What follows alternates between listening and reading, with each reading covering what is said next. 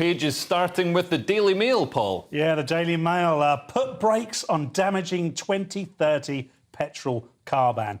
Now, I don't know who came up with 2030. I'm assuming it was Nostradamus, because it's about, you know, he gets about as many things accurate as this is going to be. It's madness. Nothing's going to be achieved by 2030. I can tell you what's going to be achieved by 2030. We will drive our economy into the ground trying to achieve something we can't achieve by 2030, because it just affects the working classes. And for some reason, whenever any government of any colour makes policy of this nature, particularly when it's about the environment, they seem to forget the whole economy runs on the working class. Yeah. And therefore, they need to be able to afford to operate. It's not just the working classes. I mean, myself, I'm an upper middle class man, Paul. I don't know if you've noticed from the way I dress. But as a comedian, as a gigging comedian, which we all are, I mean, Lewis maybe not so much anymore, but we need to drive to places and also drive back, which you can't do in an electric car because you've got to charge it when you get there for about 8 hours until the battery's full. So we need petrol, we need diesel. I mean, I drive a petrol car. I mean, Lewis, are you do you think this is at all feasible, a 2030 ban on petrol cars? Yeah, I think it is feasible, but it will destroy the country. We're in a state of war right now. It's like World War III, but it's the globalists versus Britain. They want to destroy this country, and they want to stop people from driving, and they want to put people in little boxes, and they want to take control of everything. Does this kind of thing exist in the States, Lewis?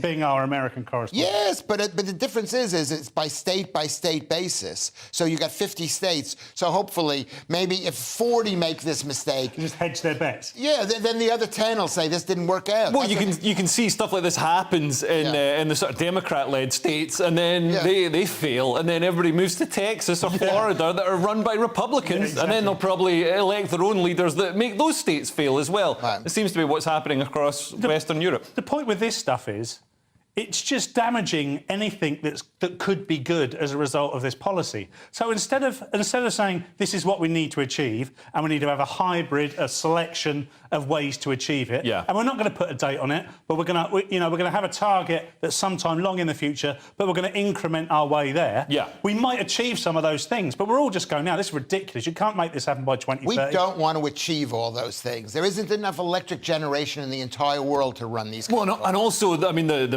battery capacity. I mean, to have a battery suddenly replace and just, you know, I mean, it's almost 6 years away. It's, you know, 7 years away to replace everybody's petrol engine and petrol tank and all the petrol stations with charging points and lithium batteries. I mean, that's just impossible. Who's going to mine all this lithium? The children in Africa who are mining this stuff they're going to be bleeding at the nails from fulfilling this ridiculous promise. Yeah. I mean, at the end of the day, and the beginning of the day, is that there isn't enough of everything to do what they're doing. Yeah.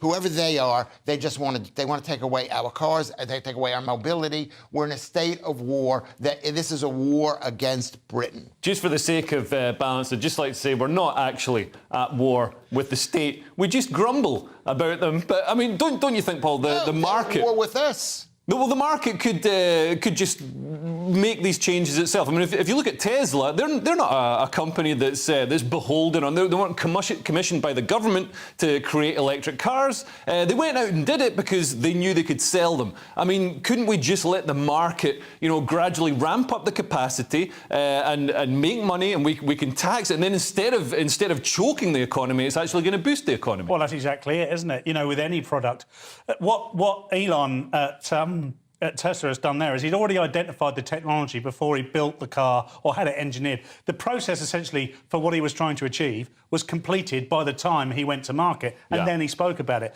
This is the complete opposite of that. That's saying we put a line in the sand. This is the date, and we're going to achieve it by then. It's totally unachievable. And how do we generate this electricity?